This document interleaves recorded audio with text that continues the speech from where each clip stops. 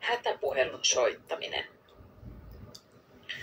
Yleisöpuhelimesta voi soittaa hätänumeroon ilman rahaa. Jos soitat hätänumeroon matkapuhelimesta, et tarvitse suuntanumeroa. Kun soitat 112 hätäpuhelun, kerro kuka olet ja mitä on tapahtunut. Lisäksi kerro tapahtumapaikan tarkka osoite ja kunta. Vastaa sinulle esitettyihin kysymyksiin ja toimi annettujen ohjeiden mukaisesti.